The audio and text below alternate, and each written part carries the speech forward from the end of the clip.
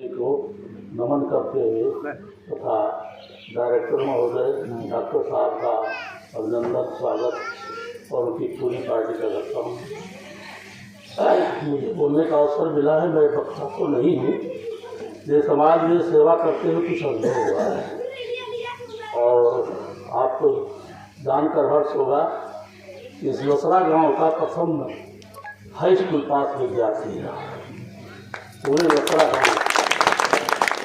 बच्चों को भी सब जाता हूँ, बताता हूँ जीवन में क्या क्या अवरोध होता है और सौभाग्य से ग्रेजुएशन करने के बाद, मास्टर डिग्री लेने के बाद, टीचर की डिग्री लेने के बाद परिस्थिति के अनुसार मैं पुलिस में सर्विस पकड़ा है। उस जीवन में भी और विद्यार्थी जीवन में भी जो कष्ट हुआ वो कम से कम समाज के लिए जो है बहुत ही दुखद रहा। तो जीवनी से लेकर कुछ कहना नहीं है, मेरा कहना ये है माता और बहनों भाइयों से कि सभी लोग आए हुए आगंतुकों के बातों को विचार करके और कम से कम उनकी एक बात को मान करके, और एक बात उनकी शिक्षा है, और तो जो सुख दुख है दुनिया का वो तो बताएंगे कहेंगे, लेकिन जो शिक्षा की बात है तो जैसे मैंने शिक्षित होकर के इस लसरा गांव का प्रथम अधिकारी बनकर रिटायर हुआ। भाई भी मेरा अधिकारी बनकर रिटायर हुआ, मेरा बच्चा भी अधिकारी बन करके सर्विस में है। बच्चों को भी मैं पढ़ा रहा हूँ, पूरा समाज जानता है। तो ये देख करके गौर होना चाहिए, घमंड होना चाहिए कि हमारे बीच का वही बच्चा आज इस रूप में होकर के इस पद पर विभूषित होकर के घर आया है। उदाहरण के रूप में ग्रहण करना चाहिए। बच्चों को समझाइए, नहीं समझ में आता है, हाथ में मोबाइल लिए कहीं चौराहे पर, कहीं चट्टी पर, कहीं इधर उधर कुछ कह दीजिए, अरे बड़का लाड गवर्नर हो गए। ये समाज की मनोधारणा है। ये गलत कहता हूँ? नहीं, मैं सही कह रहा हूँ। तो मान लीजिए कि हम तो घर के हैं, हमारी बात नहीं मान रहे हैं, लेकिन विद्यालय जा रहे हैं, समाज में उठ बैठ रहे हैं, अच्छे भले गुरु का ज्ञान हो रहा है, फिर भी ज्ञान नहीं मिल रहा है उनको। और आप जैसे महान गुरु सम्मानित व्यक्ति जो अपनी सर्विस करते हुए आकर के समाज को सुधारने के लिए ये प्रोग्राम रखते हैं, मुझे बड़ी खुशी है। मुझे तो जानकारी नहीं, मैं तो लास्ट में इस परिवार के एक बालक कहा कि वहाँ मीटिंग होने जा रही है किसी तरह की, जरा आप भी चले आइए। तो कोई ज्ञान नहीं था, लेकिन मैं सुना तुम्हारा चलो भाई 4 आदमी मेरे दरवाजे आ रहे हैं, अपना समय निकाल कर, तो मैं भी 10 मिनट अपना समय दे दूँ।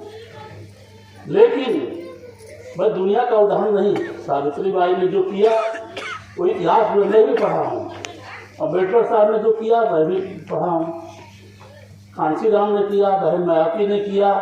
ये हमारे जितने पूर्वज हैं, संत महात्मा हैं, सबकी जीवनी मैंने भी पढ़ा है और बोलने में कोई कसर नहीं है। विद्यार्थी जीवन में भी मैं ठोकर खाया हूँ। मुझे साइकिल से जाना इस नगर में जाने नहीं दिया गया, दरवाजे से खुदा दिया गया। इसी गाँव की बात है। ये बच्चे ये गांव के लोग नहीं जानते हैं, कुछ ही लोग साइकिल से नहीं जाओ दरवाजे से, मगर उसको भी मैंने किया। विद्यालय में गए, प्राइमरी में पढ़ने जाते थे, घर से टाट लेकर जाते थे। वो परिस्थिति तो है नहीं।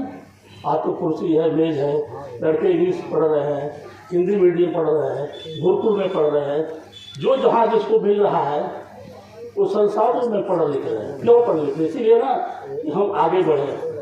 तो मेरा यही समाज से अनुग्रह विनती है कि भाई अपने अपने बच्चों को 4 घंटा मोबाइल में लगाते हो, 1 घंटा पढ़ाने किताब में लगा दो। मेरी यही सबसे बड़ी विनती है। और आप सभी भाइयों का मैं स्वागत और अभिनंदन अपने नगर से कर रहा हूँ। जय हिंद, जय भारत। धन्यवाद। सबसे पहले मैं ज्योतिबा सावित्रीबाई फुले, जो कि इनकी जन्मदिन कल थी और आज हम लोग इनके उपलक्ष्य में बैठे हैं। मैं सबसे पहले उनके चरणों में नमन करता हूं और सभी ग्रामवासियों का स्वागत करता हूं, जो अपना एक बहुमूल्य समय देकर आपने हम सबको सुनने का और एक सेवा संस्थान के तरफ से आए हुए डॉक्टर साहब जो एक अच्छा कदम उठाए हैं, जो नारी सशक्तिकरण, सावित्रीबाई फुले जिनका जन्म 3 जनवरी 1831 को हुआ था। उस समय नारी या स्त्री को पढ़ने का अधिकार नहीं था।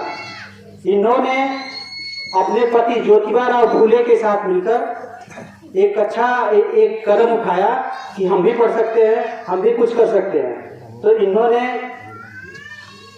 एक सेवा संस्थान खोली, अपने पति के साथ मिलकर एक सेवा संस्थान खोली, जिसमें महिलाओं को शिक्षित करने का और बोलने का और अपने अधिकार को पाने का इन्होंने अधिकार दिलाने की कोशिश की और जिसमें इन्होंने सफल भी रहे। इसीलिए इनको नारी सशक्तिकरण की जननी भी कहा जाता है। और मैं संविधान शक्ति सेवा संस्थान ट्रस्ट को तहे दिल से धन्यवाद देना चाहता हूं, जो आपने एक बहुत ही सुंदर कदम उठाया, जो हमारे बीच ऐसे बहुत से परिवार, बेटियां, बहू जो दबे कुचले हैं, अपने अधिकार को नहीं समझ पाते हैं, उन लोगों को जागरूक करने के लिए आपने जो एक कदम उठाया है, मैं उसके लिए आपको तहे दिल से धन्यवाद देता हूं। और मैं बताना चाहता हूं, अपने समाज में बहुत ऐसे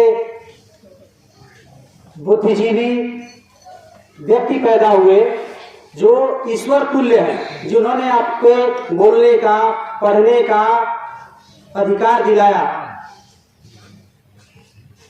तो उनके सबसे पहले आप सब लोग यहाँ पे जितने भी वक्ताओं ने बताया कि शिक्षा ही सबसे बड़ी अधिकार है जिससे आप कुछ भी प्राप्त कर सकते हैं। ये तो सबसे अमूल्य बात है।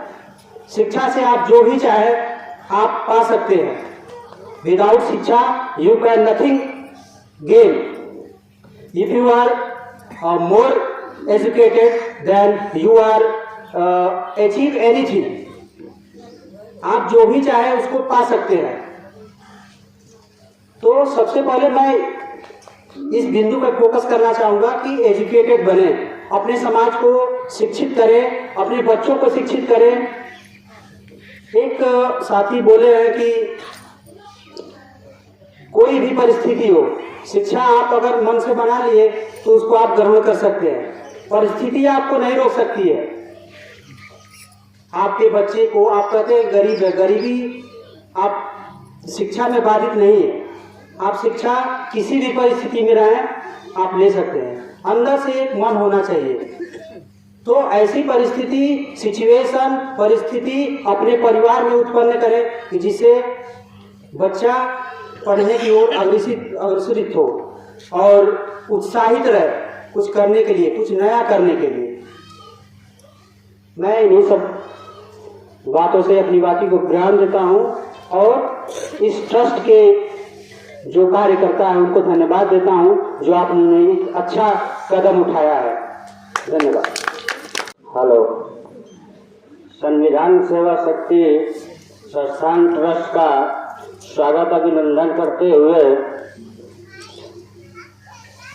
सावित्रीबाई फुले जी का लाख लाख स्वागत है, जो कि शिक्षा पर उन्होंने पहली प्रथम महिला है, जो कि इनका जन्म महाराष्ट्र में हुआ था, पूना जिला नायगांव में, जहाँ से इन्होंने वो प्रथम महिला है जिन्होंने शिक्षा को जन्म दिया, जो कि शिक्षा इतना बहुमूल्य है हम सभी के लिए, जो कि अगर मान लीजिए हम पढ़ेंगे तो ही आगे बढ़ेंगे। और जो भी व्यक्ति महान व्यक्ति बने हैं पढ़ लिख कर, वो सावित्रीबाई फुले जी को श्रेय जाता है। और हम भी यही चाहेंगे कि आप लोग भी अपने सभी बच्चों को पढ़ाना लिखाना जरूरी समझें और पढ़ाने लिखाने में अधिक से अधिक मात्रा में ध्यान दें, जो कि पढ़ाई लिखाई एक पहली वो चीज है जो कि हमें गरीबी से बाहर निकाल सकती है। जो कि किसी के 10 रुपया योगदान देने से आपकी गरीबी नहीं जाएगी। और जो है कि ये सरकारी पैसा आता है, क्या बोलते हैं उसको, घर बनाने के लिए आवास से आपको गरीबी नहीं जाएगी। ये सिर्फ आपको एक जो है कि सपोर्ट मिलता है। आपको सपोर्ट ही काफी नहीं है, आप पढ़ाएं लिखाएं बच्चे को, उस लायक महान बनाएं। जब बच्चा पढ़ लिख कर कोई अधिकारी बनेगा, जो कमा कर रहेगा, वहां से आपकी गरीबी खत्म होगी। और वहां से आपकी गरीबी खत्म होगी तो इसी बच्चे लोग के ऊपर 2 शब्द में कुछ कहना चाहता हूँ गाना के माध्यम से कि पढ़ लिख बबुआ कलमिए में जानबा, पढ़ लिख बबुआ, अरे पढ़ लिख बबुआ कलमिए में जानबा, कलमिए महान बा। ये मोहन भाई कयाब सब लोग से कह नाम बा, पढ़ लिख बबुआ कलमिए में जानबा। बस अपनी बात को पूरा करते हुए आप सब लोग का प्राण करता हूँ। और हमारे भी दिल में कुछ ऐसी ही तमन्ना है, हमें भी कुछ कर दिखाने की, जो भरोसा आप लोग से है। जैसे कि सावित्रीबाई फुले ने कर दिखाया, बाबा साहब ने कुछ कर दिखाया, और लोग भी पढ़े लिखे लोग कुछ करके दिखाए। हम भी आप लोग के बीच में उपस्थित हैं कर दिखाने के लिए। तो हमें आपकी आशीर्वाद की जरूरत है, जो कि कोई भी आपकी मन भावना को ठेस नहीं पहुंचेगा। ये मुन्ना भाई बाबा प्रणाम करते हैं आपके चरणों में।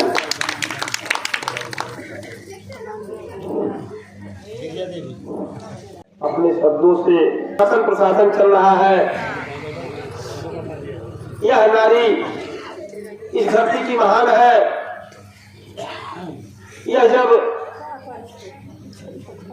किसी भी रूप में मन बना लेंगी तो दुनिया का कोई भी शक्ति इनको रोक नहीं पाता है। जो चाहती है वही कर लेती है। तो मैं तो ये चाहूंगा कि जो लोग भी आई है महिलाएं, एक बात नोट करके जाइएगा यहाँ से कि आपके घर में बच्चे होंगे, नौजवान बेटा कमाने में मस्त होगा, घर से बाहर निकल गया होगा, लेकिन यहाँ जितने माताएं हैं आप अपने नाती को पढ़ाने में समय दीजिएगा, सिर्फ उनको अपना समय काम करने में मत दीजिएगा। यह आप लोगों से मेरा आग्रह है। इसलिए कि नौजवान जब बेटा होता है तो उसको कमाने की चिंता रहती है, परिवार को जिलाने की चिंता रहती है, और किसी के पास आर्थिक रूप से कोई भी मजबूत नहीं है। इस नाते यह जिम्मेदारी अधिक से अधिक माताओं की ही बनती है। और माँ यदि चाह देगी तो निश्चित बेटा चाहे बेटी उस विषय में कामयाब हो जाएगा।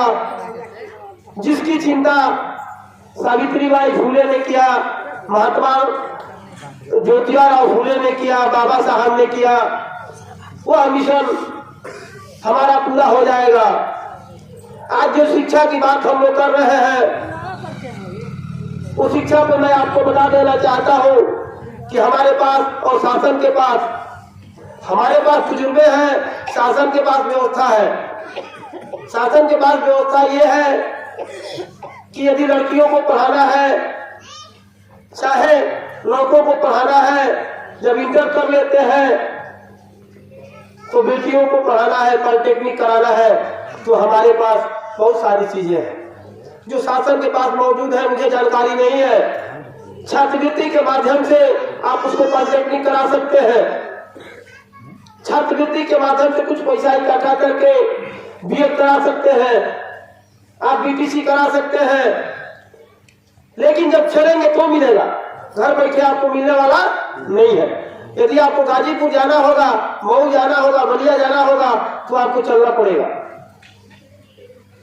कुछ पाने के लिए कुछ खोना पड़ता है, तो निश्चित चलना पड़ेगा, तभी आप शिक्षा के उस व्यवस्था को अपने आप तक उनके नजदीक तक पहुंच पाइएगा।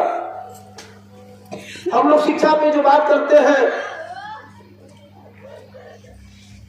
जो संस्था की तरफ से जो बनता है वो तो आपका सहयोग किया जाएगा, लेकिन यह जानकारी न होने के कारण हमारे बच्चे जब इंटर कर लेते हैं तो बीच चौराहे पे खड़ा हो जाते हैं और उनको समझ में नहीं आता कि मैं क्या करूं।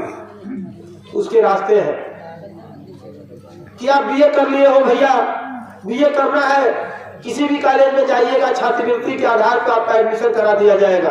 आप संस्था से मिलते हैं, आप उनसे संपर्क करते हैं, संस्था के सदस्यों से। तो पॉलिटेक्निक करना है, पॉलिटेक्निक यदि करना है बेटियों को, तो बेटियों को तो 50,000 रुपया पर सालाना मिलता है। मेरी बेटी पॉलिटेक्निक करती है अम्बेडकर नगर से, उसको छात्रवृत्ति 50,000 रुपया मिलता है, हॉस्टल में रहती है, सब कुछ मिल जाता है, मुझे 1 रुपया नहीं देना है। लेकिन उसके लिए चलना पड़ेगा, उसके लिए फॉर्म भरना पड़ेगा, उसके लिए वहां तक पहुंचना पड़ेगा, तब जाकर के आप उस चीज को पाइएगा। तो इसके लिए मेहनत करना पड़ेगा, दिन रात चलना पड़ेगा।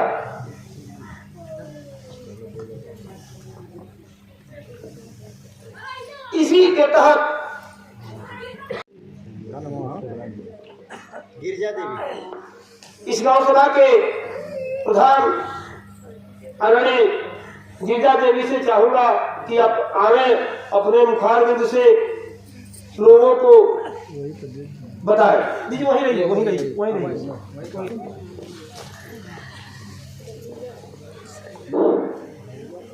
बुजुर्गों, पिता से और माता जी से एवं बड़े भाइयों बहनों से कोटि कोटि मेरा प्रणाम हो। नन्हे मुन्ने बच्चों को शुभ आशीर्वाद हो।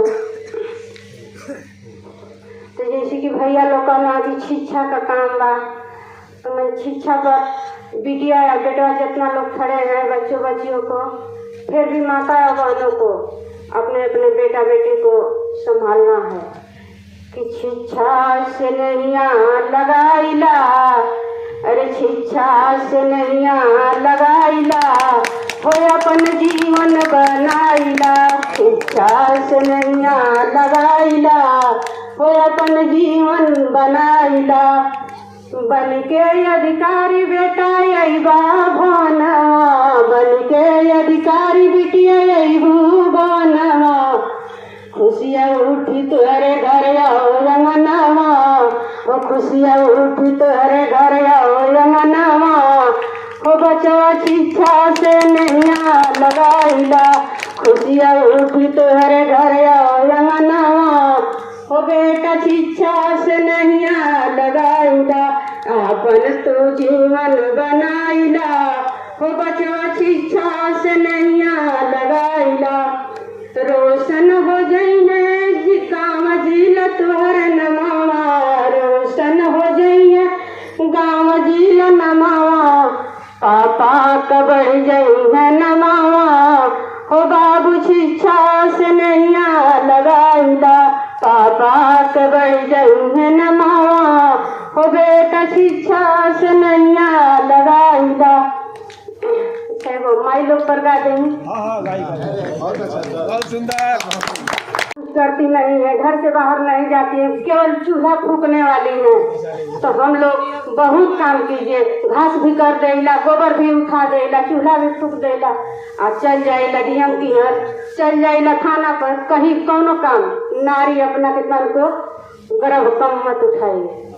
तो बड़े बड़े वीरों का हम लोग जन्म देते हैं।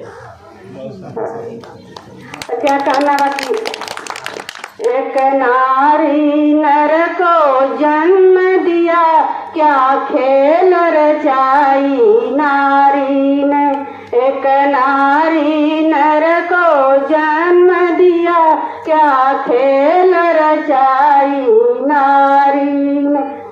एक नारी थे ओ मायन सुइया, एक नारी थी वह मायन सुइया, स्वर्गलोक में रहती थी। ब्रह्मा विष्णु शंकर के वह पलन झुलाई नारी ने। ब्रह्मा विष्णु शंकर के पलन झुलाई नारी ने। एक नारी थी वह माँ सावित्री, बीतलोक में रहती थी। पति को यम लेने आयो तो प्राण बचाई नारी ने। पति को यम लेने आयो तो प्राण बचाई नारी ने। जय जय भारत।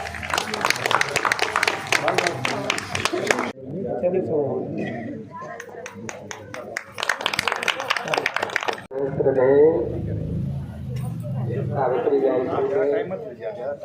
जी के चरणों में बधाई और स्नेह को खुदा का सुमन अर्पित करते हुए चालक संचालक तथा इस कार्यकारिणी के संविधान शक्ति सेवा संस्थान ट्रस्ट के लोगों को बधाई देते हैं तथा आज के शुभ अवसर पे डॉक्टर त्रिभुवन प्रसाद जी को मैं अपने दिल से आशीर्वाद के तहत यही कहना चाहूँगा कि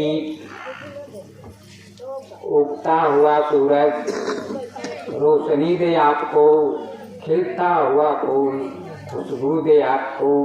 अरे मैंने तो देने के लायक ही नहीं, देने वाले लंबी उम्र दे आपको, देने वाले लंबी उम्र दे आपको। कहा गया है कि strength the iron will it is heart. जब तक आप मेहनत नहीं करेंगे कुछ भी मंजिल पाने से दूर रहेंगे। एजुकेशन ही सारे पथ का निवारण करने का हथियार है। उस हथियार से ही सब रास्ते हमारे संभव हैं तथा उस संभव को मेहनत करने पर ही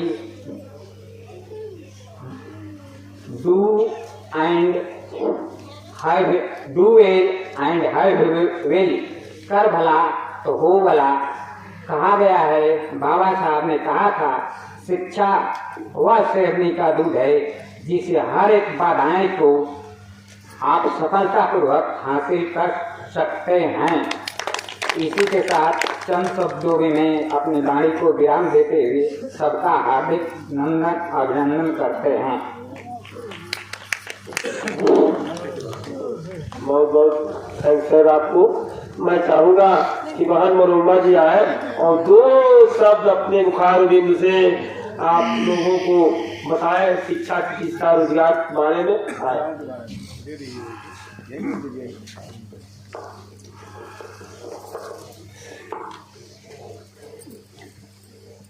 सबसे पहले मैं सबको नमस्ते करती हूँ क्योंकि मेरा जन्मभूमि है, सब हमको जानते हैं यहाँ पर।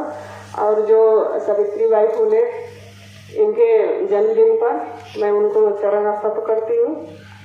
और ज़्यादातर हमारे समाज में ही महिलाएं घर से बाहर निकल नहीं पा रही हैं, कोई निर्णय नहीं ले पा रही हैं। जो हमारे बच्चे हैं अच्छे से पढ़ाई नहीं कर पा रहे हैं। तो इस पर ज़्यादातर घर तो अपना महिलाएं चलाती हैं। तो कहने का मतलब ये है कि महिलाएं चलाती हैं तो महिलाएं निर्णय ले सकती हैं। अगर जो भी स्थिति हो, लेकिन पढ़ाने के लिए सरकार तमाम योजना दे रही है। तो इस पर अगर महिलाएं सक्रिय है तो अपने बच्चों पे अच्छे से कम सरकार की इतना योजना है उसके बारे में जाने। हमारे संस्था का कैंप लगाने का यही मतलब है कि गांव-गांव हम लोग कैंप लगा रहे हैं और सब महिलाओं और बच्चों को मतलब शिक्षा, रोजगार और कमाई दवाई पर ही बात हो रही है। तो ज्यादातर हम ये चाहेंगे कि महिलाएं अपने बच्चों पर, ज्यादातर बच्चियों पर ध्यान दें, क्योंकि हमारे समाज में पढ़े लिखे बहुत कम लोग हैं और हम चाहते हैं कि महिलाएं अपने बच्चों को कम से कम यहाँ, अगर ज्यादा ही दिक्कत है पैसे कौड़ी की, क्योंकि सब मजदूर लोग हैं, तमाम गरीबी है, तो सरकार तमाम योजना दे रही है। जैसे अब यहाँ एनरालम चल रहा है, ब्लॉक में एनरालम के माध्यम से ज्यादातर पैसा आ रही है। यहाँ महिलाएं जो है ज्यादातर प्राइवेट लोन लेके फंस जाती हैं, उसमें ज्यादा उन लोग की स्थिति खराब है, बच्चे पढ़ नहीं रहे हैं, गलत रास्ता अपना रहे हैं। तो हम चाहेंगे तमाम हर ब्लॉक से एनरालम मतलब सरकार तमाम योजना दे रही है कि उसमें पैसा 14,000 से कम 15,000 से कम 14 लाख तक पैसा आ रहा है। जो बस सीसीएल के पैसे का 2 लाख का वो मतलब उसका ब्याज लगता है, बाकी निःशुल्क है। जो अगर ब्याज भी लगता है तो समूह की महिला एनरालम में जो जुड़ी है तो उससे लेके ज्यादा अपने बच्चे को पढ़ा सकती है, लेकिन उसके बारे में जानेगी तब। तो हमारे मतलब संस्था के माध्यम से हम गाँव को बता रहे हैं कि ज्यादातर बच्चे बच्चियों को पढ़ाइए और इस पर ध्यान दीजिए। मैं अपनी बातों में यही विराम देती हूँ और सबको धन्यवाद। दुर्भाग्य हम लोगों के बच्चों का कि आपकी बात को हम नहीं समझ पाए, न सुनने को तैयार हैं। नहीं तो सत्य है कि हम पढ़ना चाहें तो बहुत मार्ग है, हम जा सकते हैं, लेकिन बताने वाला कोई नहीं है। यहाँ तो आप बताने आए लेकिन सुनने वाला कोई नहीं है। जब हम लोग पढ़ते थे हमें ज्ञान नहीं था कि हम इंटरव्यू कर लिए उसके बाद क्या करें, लेकिन अब आपको जानकारी है कि आप क्या करा सकते हैं। हमें सीखना चाहिए। अभी सरकार तमाम योजनाएं दे रही हैं हमारे बच्चों को पढ़ाने के लिए, लेकिन हम जान नहीं पाते हैं कि हम क्या कर पाए क्या नहीं कर पाए। आज इनको बताने का मौका मिला तो हम लोग सुनने के लिए नहीं, समझने के लिए नहीं आ पाए। चलिए इसी कड़ी में हम ज्यादा बात न करते हुए हम ये चाह रहे हैं कि हमारे ग्राम सभा में आप आए हैं, इस संस्था के डायरेक्टर साहब डॉक्टर त्रिभुवन जी आप उपस्थित हैं। हम चाहे कि हमारे बीच हमारे ग्राम सभा के ही बड़े भाई राम सूद जी आए और उनको माल्यार्पण करके स्वागत करें। हाँ ठीक है, जल्दी कार्यक्रम, हाँ जल्दी दिखाइए और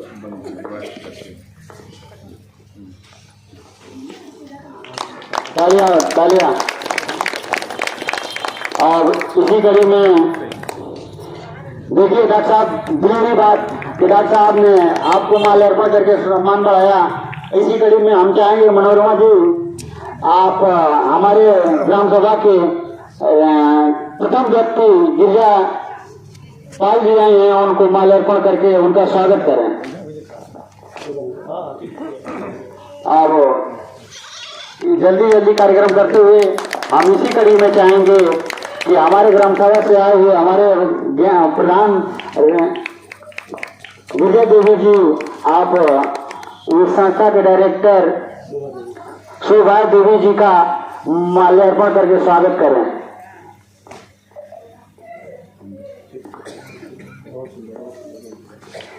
और इसी कड़ी में हम चाहेंगे कि हमारे बड़े भाई रामबच्चन भैया जी आप आए, आपका स्वागत संजय कुमार भारती जी इस संस्था की तरफ से करेंगे। आप हम लोगों के बीच आए।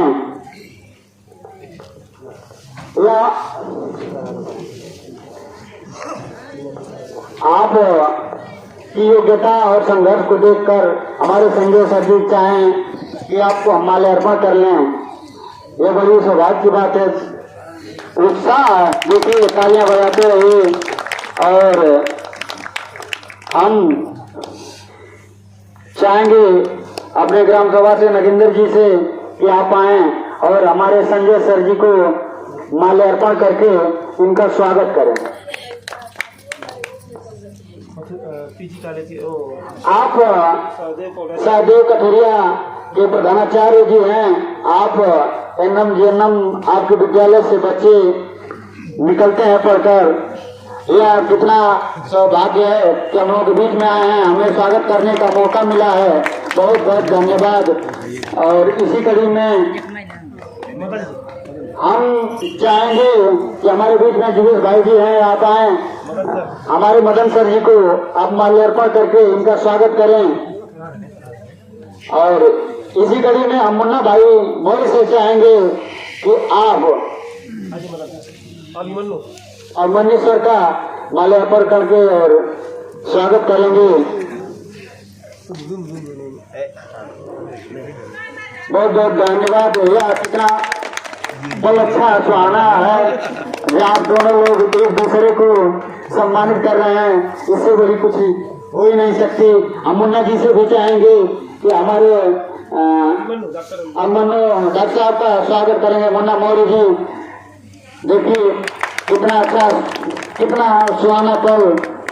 अब हम इसी कड़ी में चाहेंगे कि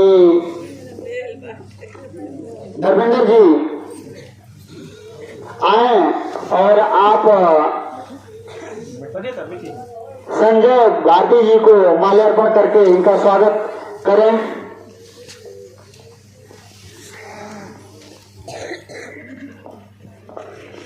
देखिए ताली बजाते रहिए आप लोग, इतना सुहाना पल है, आप लोग ताली नहीं बजा रहे हैं। और इसी कड़ी में हम चाहेंगे शूटिंग भैया से भी कि आप हमारे बीच आए हुए हमारे अतिथि डॉक्टर साहब त्रिभुवन जी का माल्यार्पण करके इनका स्वागत करें। अब इसके बाद हम चाहेंगे कि हमारी संस्था की तरफ से फिर डायरेक्टर साहब के हाथों कंबल का वितरण सुचारू ढंग से चालू किया जाए। और हम भी चाहेंगे कि सभी ग्रामवासियों की तरफ से डॉक्टर साहब को भी माल्यार्पण करके और इस पुण्य का भागी बने। ये गया है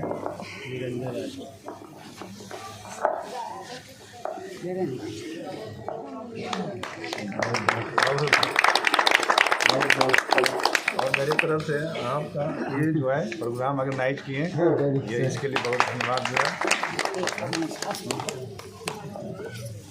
सर आप अगला करिए। आइए हमारी क्रांतिकारी और हमारी बहन मनोरमा की सहयोगी शीला देवी, आप जो है हम चाहेंगे कि माला पहनाकर आपका स्वागत करें। दोनों लोगों का, अमरावती जी का भी और उनका भी, शीला जी का भी। आइए। संस्था के लिए आप बहुत सहयोग करती है। आप दोनों महिला समाज के लिए दिन रात चलती है। मैं तहे दिल से इन दोनों लोगों का स्वागत करता हूँ। बड़ी निर्भीकता के साथ जो तेवर हम पुरुषों के अंदर होना चाहिए, वह तेवर बहन मनोरमा में मैंने देखा है कि उस तेवर के साथ अधिकारियों के सामने पेश आती है, जिसकी मैं व्याख्या नहीं कर सकता। इसी क्रम में हाँ, हम भाई सोनू जी से चाहेंगे, वकील साहब से, कि आप हमारे प्रचार्य माननीय आदरणीय संजय कुमार जी जो सहदेव पौधरिया जीएनएम एनएम के प्रचार्य हैं, उनका माला पहनाकर स्वागत करें। माननीय वकील साहब जी।